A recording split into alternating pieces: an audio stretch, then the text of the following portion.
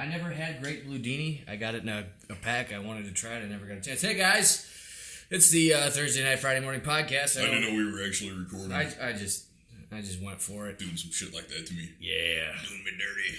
Now everybody knows Eric likes Great Blue Dini Kool-Aid. Yes, I do. Which you can only get on the internet. And I saw they had Sharkleberry Finn at Walmart, but I wanted to get Rockadile Red. Actually, right. I remember Rockadile Red being my favorite, but actually comparing it today with my current palate, I prefer Sharkleberry Finn to Rockadile Red. But Sharkleberry Finn is where it's at. I kind of feel like, you know what it is? I think that Great Blue Dini tastes like Hurricanes, the rum drink. A little bit. I still prefer the Purple Saurus Rex, which I just... Yeah, Purple Saurus Rex is good. Excellent. What's the other one that I like? Pink Swamingo I haven't tried it yet either. Another one that I've got at home. I need to check and see what it is. I just oiled that chair. I don't know why it's squeaking. It's because my big fat ass is sitting in it. How much you up to today, Eric? Put you on the scale. I'm up there. Ah, well, you carry it well. I am what I am. It is what it is. So, hey, guys, sorry I haven't done any virtual haircuts lately. I've had a bunch of stuff going on. MIA. Eric's been working overtime. I've been working overtime. Grandpa passed away. And just a bunch of weird stuff happening. Life. Yeah, life. Life is happening as we speak. And it keeps going. Keep going. Having near-life experiences. Yeah. It's almost like being alive. It's nostalgic. Just think about that for a minute. That's how I got all nostalgic. I had to get all that Kool-Aid that I got. I got the old 90s Kool-Aid, and I got this bitchin' ass X-Men lunchbox. Yeah. The Aladdin lunchbox with the thermos that I was wanted when I was a kid and couldn't have it. Yeah. Because I had to have a brown paper bag. But now I got it. I wish I had my G.I. Joe lunchbox I had when I was a kid. Is that one of them plastic ones with the thermos and all that Yeah, stuff? I think it was in Aladdin also. Yeah. I can still remember there's a tree, and then the foreground were the G.I. Joes, and Cobra was attacking in the background. Mm-hmm. And I remember Mainframe. Yep. He was on the front of it. Dial Tone. Flash. I believe Shipwreck. Shipwreck. Man, how come, nobody has cool nicknames anymore, like in the 80s? Yeah. Like, what would your nickname be if you were a G.I. Joe? Man, I don't know. I have to think about my speciality. Yeah. Here's a G.I. Joe lunchbox with Sergeant Slaughter on the front. Let me see it. I just remember there being like a tree. Yeah. No, that's not the one. That's close, though, because that is dial tone right there, and there's low light. Looking at eBay real quick. What color was it? I believe, here's the thing, you might want to... Same one. If I remember correctly... Nope, same one. Outback was on it. He was like one of my all-time favorite G.I. Joes. So that would make sense as to why I had that one. Yeah, I don't see one fits your description. It's all the same blue one with Sergeant Slaughter on it. That might just be the most common one people still have to sell. Man. Back in the late 80s and early 90s, shit was awesome. Yeah, it was. I think I liked it a little bit better when I didn't know everything. There was an air of mystery left in the world. Yeah, there was still magic. Now I log on to the internet and I find out how everything works. And then you find some stuff you never thought you'd see in your lifetime that you'll never be able to unsee. Like when you go on eBay to try to see if you can sell a Stag Beer vinyl. And you see a bunch of old titties. They weren't old. I mean, they were probably our age now. The thing is back then, you got to think about that. That girl with the sagging boobies that you found on that album was probably the same age that we are now. Mm-hmm. But back then, their diet consisted of fried eggs, cigarettes, black coffee, and blueberry pie. Yep. That's like what they ate all the time. Well, that's just like they did that thing that was like a bunch of different women's body types based on what they found attractive during certain eras. Yeah, right. I kind of thought the chick they picked for the 50s was a bit heavy set, though. I was like, really? She's kind of fat.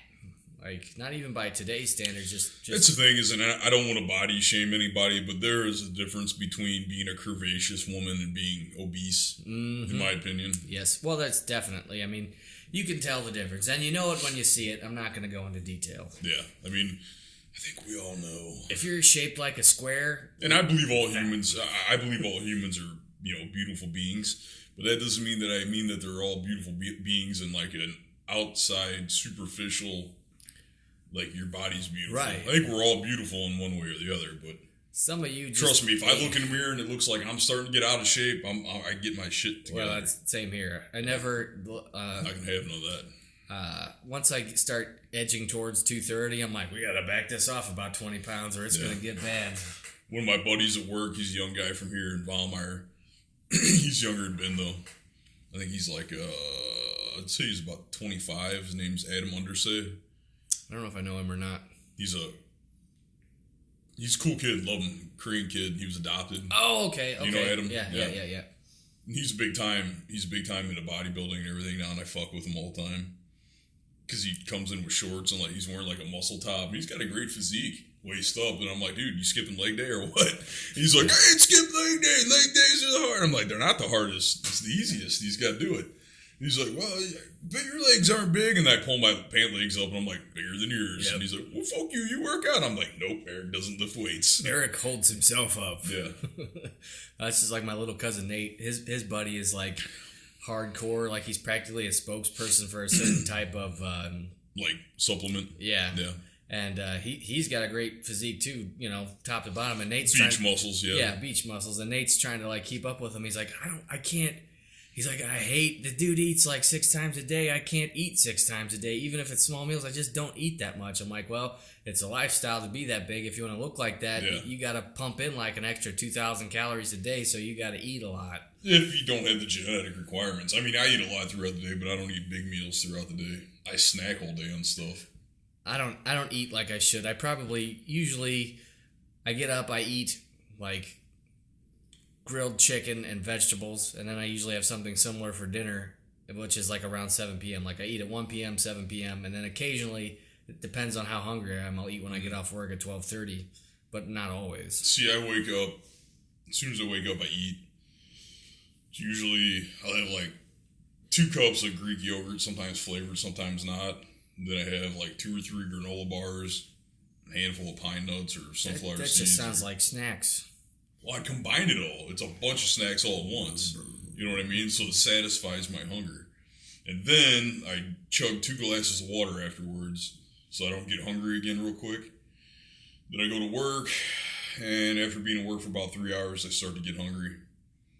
And I always got stuff with me, typically like granola bars or Nutri-Grain bars or protein bars, walnuts, almonds, cashews, stuff like that. And I eat all that until I go to lunch, go home for lunch, and have a sandwich. It's a big-ass sandwich. Big-ass Dagwood sandwich. Yeah, with like roast beef and grilled chicken. Man, that sounds good. Yeah. So that's my lunch, and I drink that with a big-ass glass of water. Then I go back to work, continue the rhythm. If I get hungry again, some form of sunflower seeds or walnuts, something like that. Mm-hmm. Cashews, pistachios. And I take desiccated liver tablets. What the hell is that? It's beef liver from Argentine cows, bovine. And they take their livers, which is high in vitamins and protein, and they basically dry them out in a sterile process. Weird. They make tablets out of it. So I eat those throughout the day, too. Mix them up with water like Alka-Seltzer? Well, I just drink them with water. Oh, really? And the cool thing is I like it better than having the mix a protein shake together. Is it the same amount of protein? It can be. Depends. Wow. Yeah. Like, you don't need as much protein as the bodybuilding magazines tell you do. I usually just try to get about 20 grams a day total. Yeah. Well, 20 grams, for me, that's not enough. I try to get 18 per, like, what I need. I don't really need to go over 18. It blows a hole in your gut. I feel bloated and you gotta go take a dump all the time.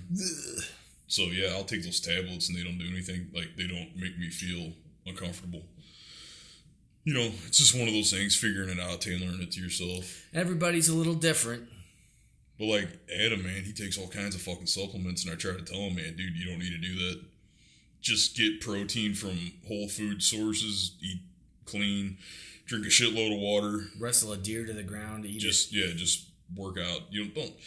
Man, those bodybuilding magazines are fucking ridiculous. So many bodybuilders that I know are just weaklings. Like they look massive. Well, as soon as they flex, it's like I've just expended all my energy. Yeah, I'm stuck like this. It's like Adam. There's a couple other guys that are like bodybuilders at work, and they can't lift shit. And I'm grabbing like 600-pound rolls of adhesive and putting them on pallets. It's like there's a difference between show muscle and real muscle. Mm-hmm. That shit's for show, my shit's for go. Well, that's if the guys that do those bodybuilding contests or whatever, after they're done flexing, those guys are like exhausted. Yeah. Because they've sucked all the water out of their body, so their skin sucks into their muscles. And then their bodies absorb spray tan to a toxic level. Mm-hmm. God, that looks horrible anyway. Oh, dude, it looks ridiculous. You look like a turkey that just came out of the oven, dude. That's not a normal color. Nobody should look like that. Dude, you got napalmed. Yeah. It's like, what happened to you? Somebody called in an airstrike on that big motherfucker. It's like, well, I buttered myself up after the gym and I laid in my oven. Yo, bro. Now I'm done. You don't understand, bro. It's a lifestyle, bro. It's all about the gains, bro. That's how they talk. Gains. Like, they got their own, lexicon. Lingo. Yeah. Gains. You're not living the life, bro. What the fuck are you, what? You don't look like a big brown balloon animal. You look like you got attacked by 18 bees. It's not living a life, bro. I can't respect you, bro. I thought you just said the 18 bees. Well, maybe those two. Yeah.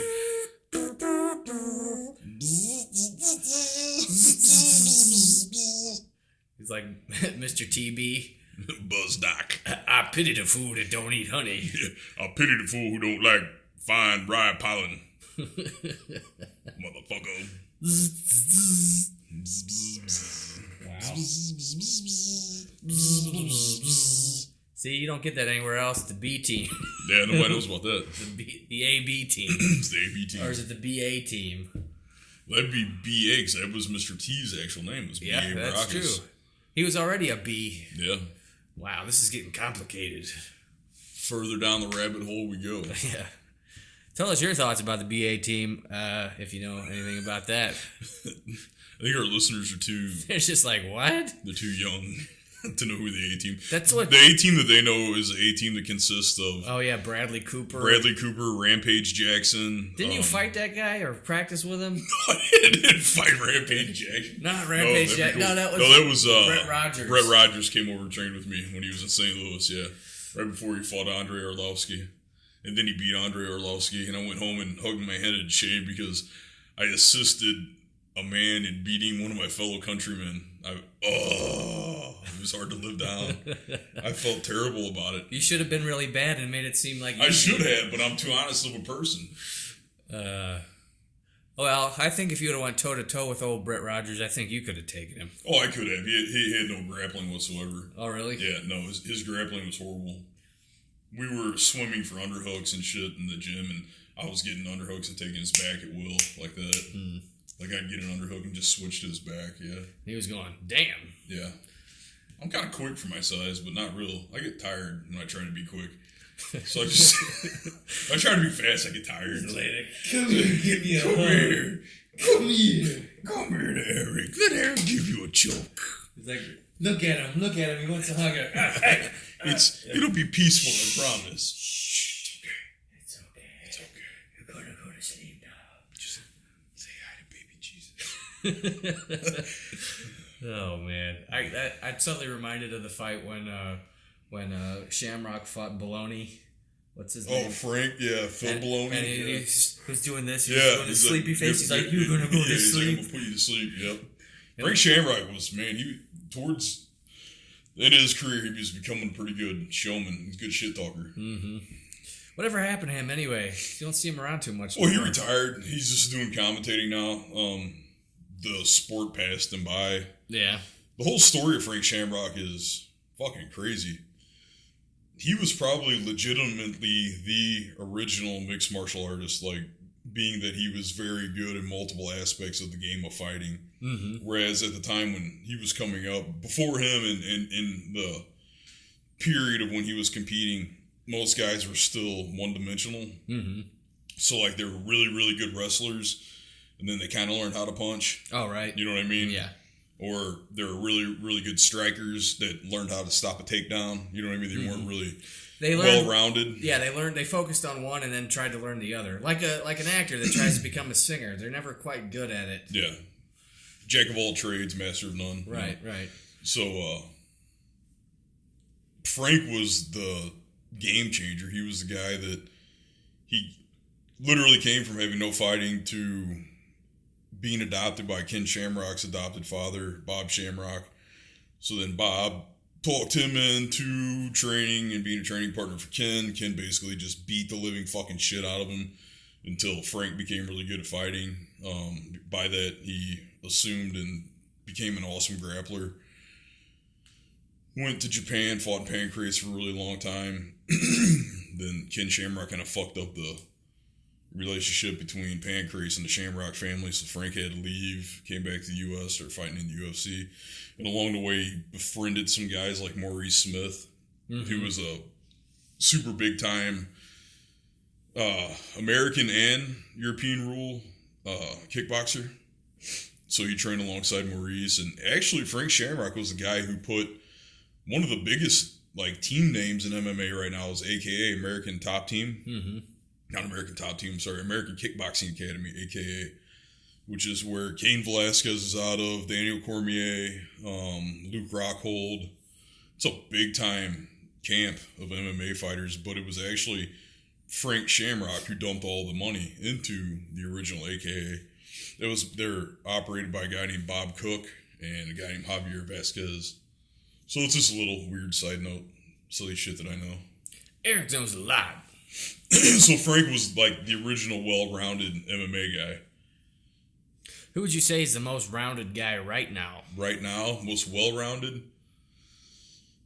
I would say it's probably not a guy.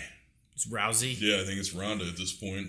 I mean, it's fucking ridiculous. It's hard to disagree with that. Yeah. I mean, I've been saying it every time someone, every time another contender comes up, somebody walks up to me and they're like, well, I don't know, man. I don't know this time. And I say the same thing, dude, you're out of your fucking mind. I hear this every time they find another opponent for her. It's not going to happen. It's not going to last. If she doesn't want it to go out the first round, it will not go out the first round. There is no female MMA fighter currently active fighting that is on her level. It just does not exist. Do you think that's, her mother brought her up as like an Olympic, I forget, was it judo or jiu-jitsu? Judo. And so she's been doing that her whole life. And do you think it's just because it's a rarity for a girl to be brought up in that kind of environment at that kind of skill level that she's kind of become who she is? And then in the future, now that the sport is becoming more popular, do you think there'll be, she's the phenom that she is, kind of like Gracie was in the early days of the UFC? That is something I wish we could talk about.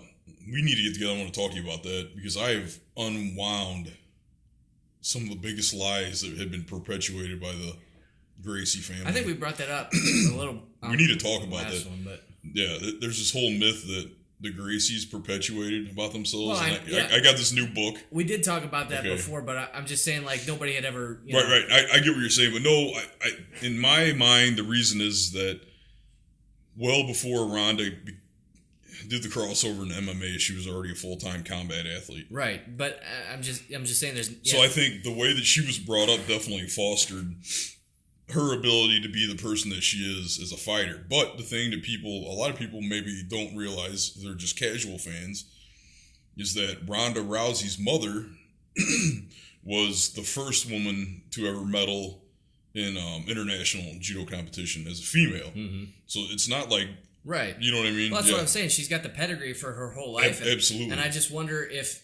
But the thing is that Ronda's father and mother both fostered her to have an extremely strong-willed... Well, she's Olympic. She's an Olympian. Yeah, I mean, right. That's the top of the top, And I mean, it's a tier of any sport. And a lot of things I think people don't understand about Olympic athletes are they suffer not having money. They go through basically... what people without like a good education would go through trying to find a job. Olympians do not get paid very well by the U.S. government, right? But they suffer by giving, like we're talking about American Olympians, right. So they suffer by giving the U.S. their entire lives, basically from a certain point in childhood through your teenage years and a young until adult, you're burned out, like you're young, until the point you just can't do it, you're fried out into young adulthood. And along the way, they get very little, sponsorship or any kind of help. So you got people like Rhonda, and you got, all kinds of people that are Olympians. Either they have to rely on the support of their family, which is a strain on their family, or they're just like regular people like us. They're 18-year-old working at Subway, right? And then they turn around. They got to go train for 5 hours. Yeah. Sleep for 2, get up, train for 5, and go work at Subway again. Do you think, though, in like the next generation of mixed martial arts, like say, there's a kid right now, some girl that's, 6 years old, and she's just starting to learn all this stuff, and they're, maybe, Rhonda was the only one at her time to come up that way. Is there going to be like a whole crop of mixed martial arts? I don't believe so. I know where you're going with this, but in my opinion, I think mixed martial arts, you're getting ready to see a big downturn. Really? Happen. Because here's the thing, in my eyes, the golden era of MMA is gone. It's gone and past. The golden era, the fighters that made MMA what they were, is what I consider to be the first era of a good group of well-rounded fighters. We're talking about guys like Randy Couture. Right. Talking about guys like Frank Shamrock. Kimbo Slice. No. Boss Rutten, Dan Henderson. A lot of the guys out of Team Quest. Right. Even there's other guys too that are still like relatively young. Mike Swick, guys like that. Those were extremely well-rounded fighters, but at the same time, they were truly martial artists. They approached the lifestyle of MMA as being a martial art, whereas now, what I feel, and this is just my opinion, I'm not saying I'm fucking right or anything, in my opinion, MMA is becoming too much of a sport. It is no more... It's not the art. It's not combat oriented to the point where you go in there and you do maximum amount of damage in a minimum amount of time. Right. It's a sport. It's turning into Las Vegas boxing. Yeah. What you see is you have these kids that are getting into it as if it's a lifestyle, like surfing or skateboarding. You know what I mean? Right. You got that lifestyle click mindset, and you see there's so many fighters that. Now you see so many decision wins because they're training to go 5 rounds. They're training to go 3 rounds. Right. They're not training to end the fight. It's no longer a martial aspect. It's just how it seems to me. So no, I don't believe. I know a lot of people think, oh man, look at this now. MMA's in the mainstream, so all these young fighters can train and they should be fucking phenomenal. I don't think that they're going to be. I think the best fighters that we've ever seen have already come and gone, and I think those fighters were so great because they had to go farther and push harder and strive more to be such badasses. You know what I mean? Right. It used to be you had a striking coach, you might have a boxing coach, and you trained with him for a couple hours, and you had to leave and you had to go to a kickboxing coach. You already knew how to punch, but you didn't know how to kick. Right. You didn't know how to set up your kicks, and then you'd leave there and you'd have to go. You had to do something for takedowns. So what do? Do you go get a wrestling coach? You get a judo coach. Okay, you're great right there. Now, what happens when you get to the mat? Fuck. I need to go find a sambo coach, or I need to go find a jiu-jitsu coach. You know what I mean? And people ran around and did that for so long, and I think it was, that hard style of needing to learn that made those guys so great. So no, I think MMA is becoming extremely watered down. I could agree with that. Yeah. I think it's because it's getting to the point where you see organizations signing fucking anybody and everybody, and the guys, the men and women both get in the ring and fight, and it's completely lackluster. Yeah, I think you're right. Just like taking a step back and looking at it, like, yeah, I see what you mean. It's just like they're not going for it no more. No, you know what I mean? They're going for longevity. They want to survive to the next fight. Yeah, I mean, I understand that. I guess in a self-preservation. Yeah, self-preservation kind of sense, fine and great and everything, but if that's what you want to do, go box or, I don't know, go do the luge, do something. To me, it's not MMA anymore. You get this whole thing, it's a lifestyle now, whereas like you got kids in high school and kids in college that they want to do, and they look at it more as a lifestyle than they look at it for what it actually is. It's a fighting art, you know. It's a combat sport. It's something that has existed in civilization since the beginning of civilization. You know, everything they're doing in MMA is not new. It was all done. It's been done right centuries ago. And but now like kids want to do it because like they want that look.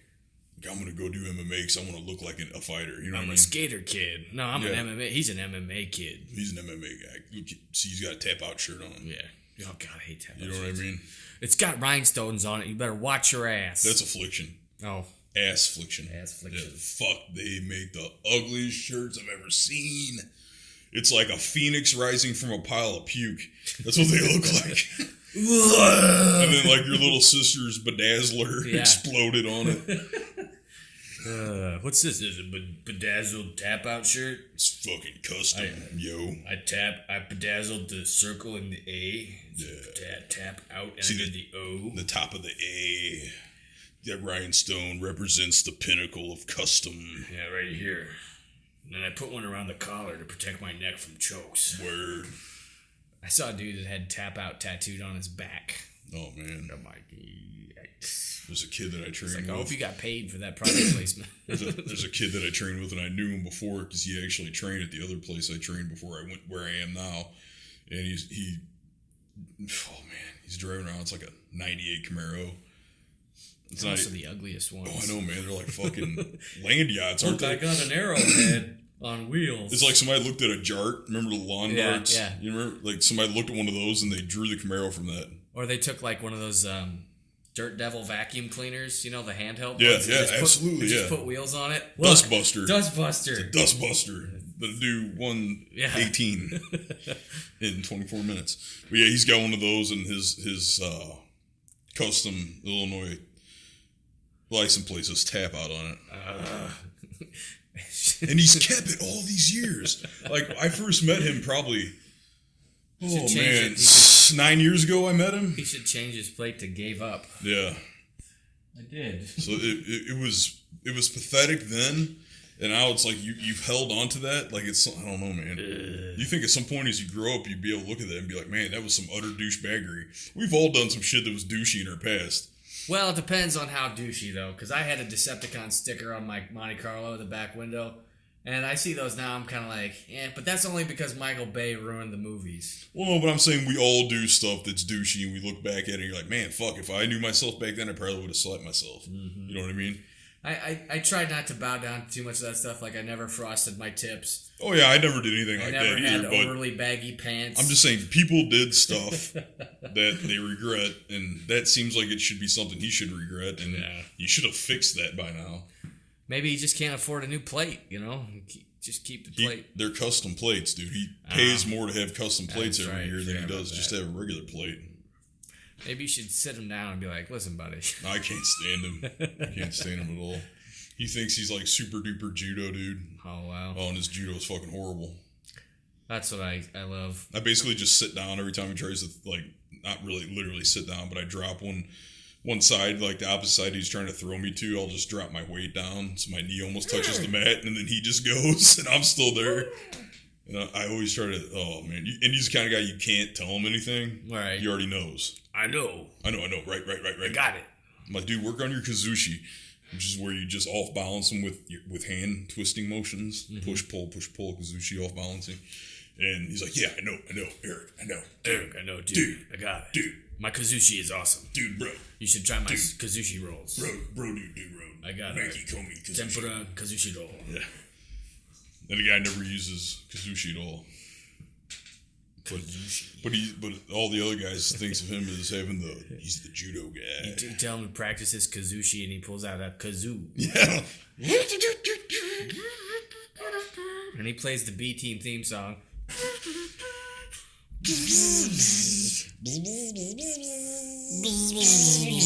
Man, it tickles my tongue when I do that. Yeah. Well, that's just like I play this video game occasionally called Destiny, and I only play it because. Is that the one that you showed me that you like donated some funds to? No. That's Star Citizen. Okay.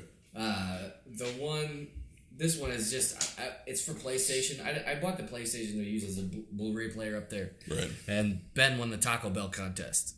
So he got a PlayStation 4 and all the shit and like 6 copies of that game. He's like, hey, you want a copy? I got like a bunch of copies. I'm like, I probably won't play it. But I'm not going to say no. Yeah. And I played it and I'm like, this kind of sucks. But like when I was, it was shitty out and cold in the winter. I'm like, I don't want to do anything. I just started playing it. And I play it probably once or twice a week.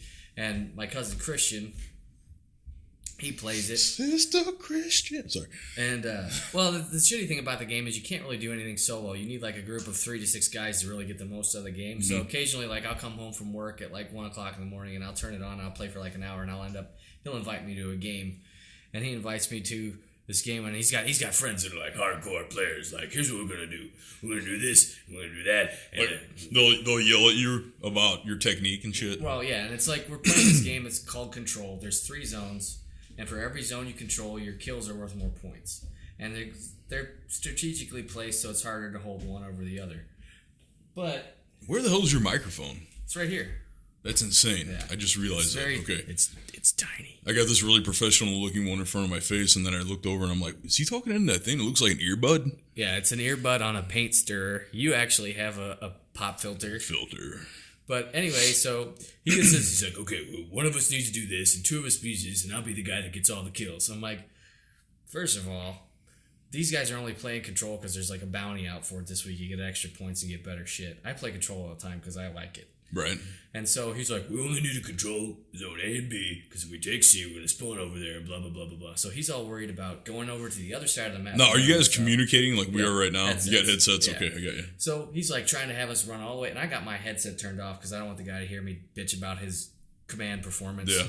And so he's having us run all the way to the other side of the map and try to take A, which the other team has spawned on. So we're going in, running uphill and getting annihilated. He's like, we don't want to take C because we don't want to spawn over there. I'm like, yeah, but if we don't hold it, they're going to take it. They're going to have all 3 zones, and they're going to be getting 300 points a kill, and we're going to be getting 50 points a kill. Mm-hmm. And that's exactly what happened. We lost like 5,000 to 20,000. It's like, dude, you have to at least hold a zone. It doesn't matter. If you get stuck on the shitty side of the map, you make do with it, and you just hold your zone and try to take the other one. Tactics, bitch. Yeah, you can't just be like, oh, we don't. If we don't get the good side, we get nothing. It's like, nah, that's not how it works. You can win on both sides if you pull your shit together. I've done it. But it's just like, I'm going to get all the kills. You try to do this. Like every game, like, kill to death ratio was like 3-1. He's like 0.98. I'm like, dude, you got 27 kills, but your kill to death ratio is negative, which means you're costing us points. I might only have 15 kills, but I'm getting 3 kills for every time they kill me.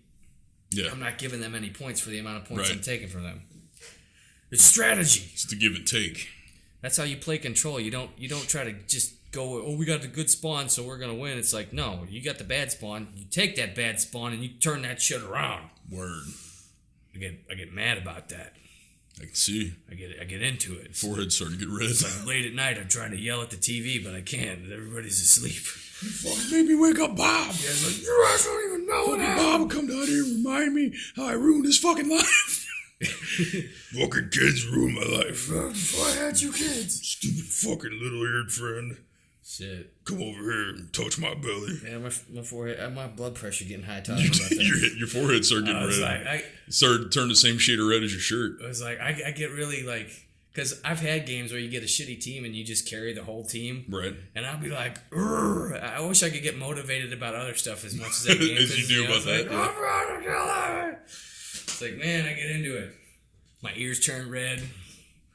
I'm sitting here, I'm going to have a heart attack in the chair. You got to keep a little bottle of baby aspirin around just in case. I usually take a bear before I start playing. It's like, I gotta know what's going to happen. Get myself ready for this. I know what's going to go down. Because there's, am I able to buy nitroglycerin tablets over the internet? And there's a lot of cheap players that, there's so many different weapons in the game that you can change the way they work. Right. And so these guys will just run up and, turn a corner and, kill you. It's like one-shot kill. And you're like, you have no skill. I have no respect. Oh, there goes the freezer. It almost worked. It worked for 30 minutes. You have photo shoots down here? Yeah, we took pictures of all the stag stuff. I thought you were going to tell me you involved movies. Yeah, I could probably arrange that, honestly. Yeah. If I didn't live with my parents. It's so easy, actually. There's a website called Model Mayhem, and basically, I know like 5 or 6 suicide girls. You just pay them in like cheese sandwiches? Well, you pay them in money, Oh. but their hourly rate, like $50 to $100 an hour. It's like, here's $150. Will you get naked and let me take pictures? Yeah. You can get a lot of booby and snatch pictures in half an hour's time. I thought about starting a website, but my mother would probably disown me. There's a good chance of it, yeah. You definitely need a moniker. I think I'd go with Brock Savagewood. Savagewood Film. What are you looking at? Microphone on a paint stirring spoon. Dick Chestner. Dick Chestner. Was it? Because Brock Lesnar has a tattoo of a dick on his chest. He does. Does he know it's a dick? How can you not know it's a dick? He has to look at him. You know he has to look in the mirror. I mean, did he think it was a sword and he's like, he really believed it? Kind of looks like a dick. Can you imagine though? Probably like the. I mean, it looks like a dick. I know it does. 1,000% it's a dick. It's even rounded, dude. Yeah, I know. Nobody. I mean, I don't care how many swipes. It's a broken sword. Well, that is a penis on a handle. There's fucking veins. It's even circumcised, bro. Your sword is circumcised.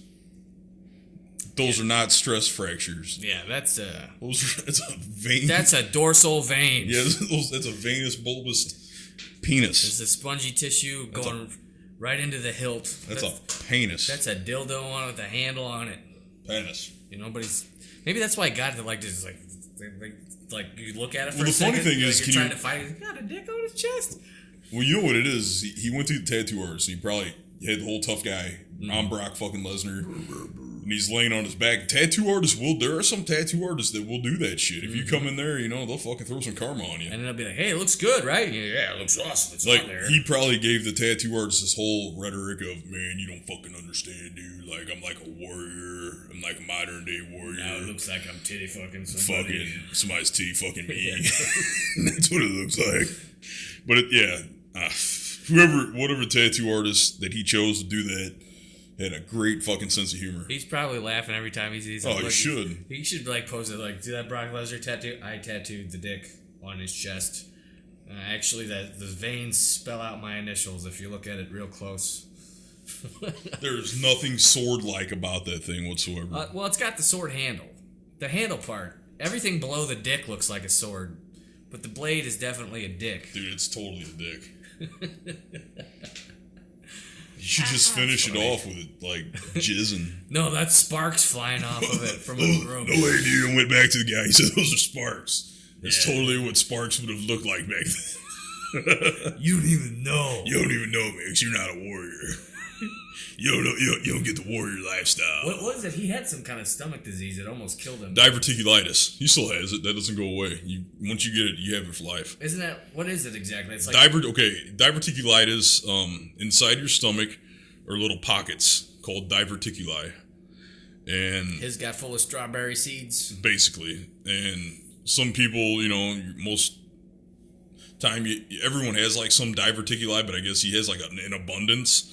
And his body's unable to clean those out, so it just fills up with decaying waste. So basically, he's got a stomach full of shit in a way. Because that's basically what it does. It breaks down into matter. Yeah. So he's got to go get a colonic irrigation once a month? No, he actually... It got so bad that he had to go have a section of his intestines removed. Wow. Yeah, so... Man, that would have sucked, because I get stomach cramps occasionally, and funny thing is... Like W over. Diverticulitis is... abundantly found in athletes who have been suspicious of being fisted. Not just that, suspiciously thought of using performance enhancing. I wouldn't say that Brock Lesnar looks like the type of guy. Oh no, that dude's totally natural. Yeah. So what if he's got 12? Your chin getting 3 times wider than your forehead. So what? He has 12.5-inch traps. Yeah, it's completely normal. Yeah, probably uses a wheelbarrow a lot around the house. Yeah, he flexes them so they touch his ears. Yeah, Brock Lesnar, my traps are exploding. Literally, help me. Help me. That's why the dick on my chest spitting. Sparks. I got some. No way, dude. That's like I rubbed a poison arrow frog on my sword. That's poison shooting out of it. Dude, are you rubbing your sword tattoo? Yeah. Yeah, I got an itch. Yeah, scratch it. I'm getting all hot and bothered. Brock Lesnar, you dirty. Dick Chesner. Dick Chesner. Oh, man. The guy. Just killing It's got to suck to be such, like, you know, honestly, if we were in the 1200s, he would be the pinnacle of, like, an alpha male. Well, you know what I mean? If he could get all the steroids to get that big. Well, I know, I'm just saying, if somehow everything arranged perfectly. And this is Brock. Yeah. He eats shark balls all day. That's why he's so big. People would think, like, he was the pinnacle of alpha maleness, and now he's just a living, walking joke. To natural people, of course. To people that are insane professional wrestling fans and guys that are living the warrior lifestyle. Those guys probably think he's the fucking bomb diggity. But to me and everyone else, it's just like, dude, you're a caricature of a human. Pretty much. Can you imagine, like, having a 20-minute conversation with that guy? I don't think you could talk to him about anything like that long. What would it be about, you know? No, he'd just be sitting there talking, and all of a sudden he'd start shoving, like tomahawk steaks in his mouth. What? Hold on, I gotta eat this side of bacon. Snickers protein bars. It's like cutting it up with a knife. Dude, it's not a Snickers protein. Yeah, it is. Dude, it's just a fucking Snickers bar. Nah, it's protein. Dude, it says extreme because it has extra caramel and nuts in it. I got extra nuts right below my sword tab. Oh, when did you get those? When did you get those? He's like, no, those are my gauntlets. those are my battle gauntlets. I got pubic hairs coming off of them and shit. Like, what's that? Oh, that's those are just cracks in the middle. Yeah. Those are stress fractures from all the wars I've been in. What could he get below the sword that would look like that? He's like, is it gauntlets? No, those are actually bull testicle tattoos. Those are balls. This is a sword. That's totally a sword. This is actually a replica of a black and white photo of my scrotum, just the left side. Because I'm alpha male, yo. Yeah. Always to the left. Doing alpha male shit. Wow. Oh, boy, oh, boy. You said it. How long we been doing this show? 41 minutes. Hey, guys. I've been trying to think of a what's that, boy? Timmy fell in the well. Let him go. Let him go. He'll figure it out. About time that little fucker learned how to swim anyway. Yeah. But no, I've been trying to think of a new virtual haircut. I'm out of character ideas. Everybody's like, oh, they want more Maxima. They want more this. Like, I don't feel like do it, okay? When's the last time you had Tim over, or Tim's wife over? Well, it's been a while. You should have her come over and take some nectarines to the chin. I just graduate to just throwing fruit at her. I bet people would watch it. You take some nectarines and somehow apply them to some fishing string. You just want them to, like, pendulumly bounce back and forth off her chin. I'm telling you, dude, you're going to get so many fucking hits off that. I think you're right. And then we need to do a cartoon, like if you could do, like, an anime version. I couldn't do that. Or, okay, something along those lines of... I can't draw. Of our Miley Cyrus mouthwash. Oh, my God, that would be awesome. Just, you know... I wish I could afford to pay an animator to do that. That animation like that. So I'm telling you, I'll pay thousands of dollars. I'll buy the nectarines for you. Okay. Just get her over here. I'll have to work on that. She was trying to get me when. Oh God, that was the other fiasco. We went to this convention in Indianapolis the weekend before last. God.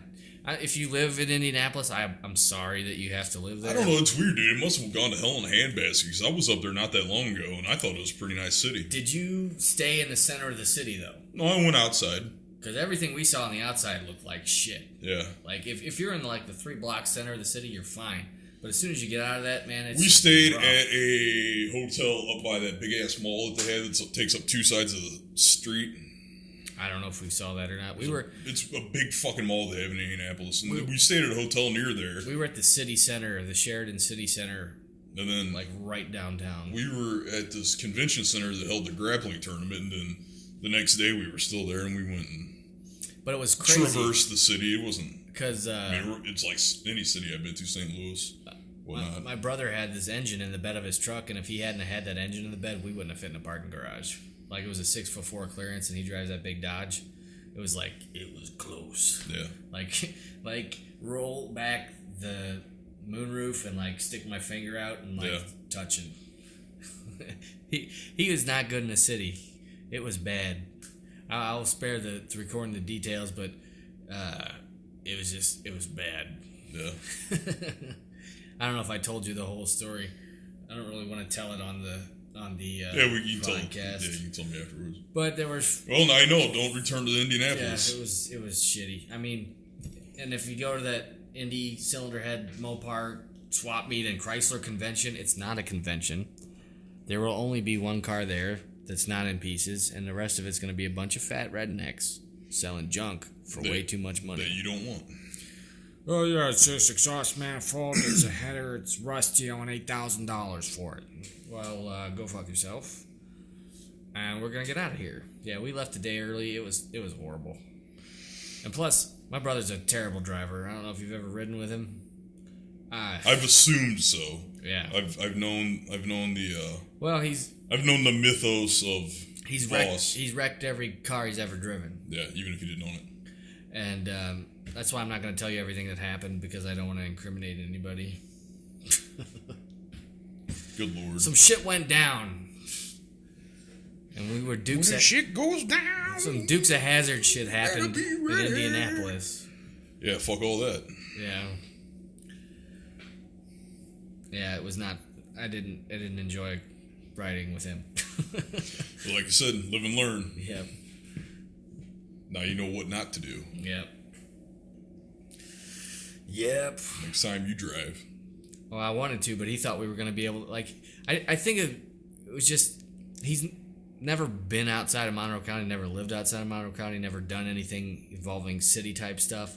So we're going to this big convention that's at a state fairgrounds, and he's loaded his truck up with stuff that he wants to sell. I'm like, dude, it's not like the swap meet at the fairgrounds here. It's like, it's going to be in a building. They're going to have a gated parking lot. They're going to have people watching you. You're not just going to be able to roll up and be like, hey, you want to buy this engine out of the bed of my truck?